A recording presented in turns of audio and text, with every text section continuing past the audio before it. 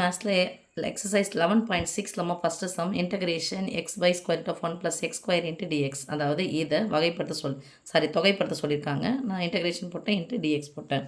First இது பார்க்கும்போது இந்த பகுதியை பாருங்கள், 1 + x ஸ்கொயர் இருக்குது, ஸ்கொயர் ரூட்டுக்குள்ளே தான் இருக்குது. எக்ஸ் ஸ்கொயரை வகைப்படுத்தினா தான் எனக்கு 2x இன்ட்டு டிஎக்ஸ்னு கிடைக்கும்.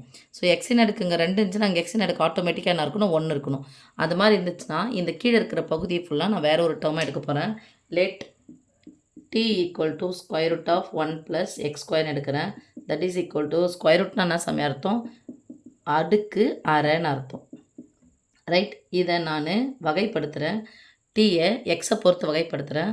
அப்போ ஃபார்முலா என்னது, d of x power n = n into x power n - 1ன்னு வரும். ரைட், இந்த ஃபார்முலா அப்படியே போடுங்க. அடுக்கு முன்னாடி தூக்கிட்டு வாங்க. 1/2 இன்ட்டு 1 + x ஸ்கொயர் அடுக்கு 1/2, அதுலேருந்து 1 கழிக்கணும் இன்ட்டு உள்ள எக்ஸ் ஸ்கொயர் இருக்குது, அந்த எக்ஸ் ஸ்கொயரே நான் என்ன பண்ணணும், வகைப்படுத்தணும்.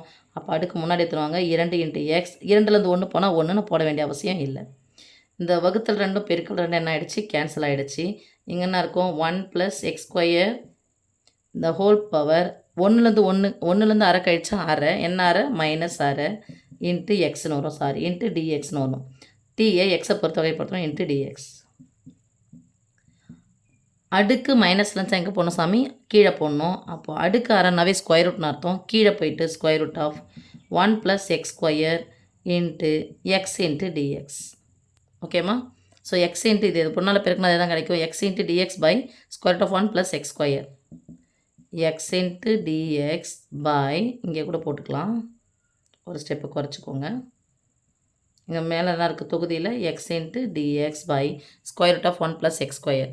இங்கே பாருங்கள், அப்படி தானே இன்டகிரேஷனில் இருக்குது. அப்போது integration therefore integration x by square root of 1 + x square into டிஎக்ஸை நம்ம என்னன்னு சொல்லலான்னு பாரு சாமி, இது ஃபுல்லாக யார், டிடி. ரைட், அப்போது x into dx by square root of 1 + x ஸ்கொயர்னா சொல்லலாம், இன்டகிரேஷன் டிடின்னு சொல்லலாம்.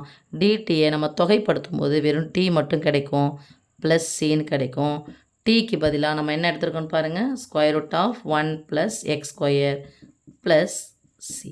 ஓகே, அவ்வளோதாம்மா, போட்டுக்கோங்க அப்படியே.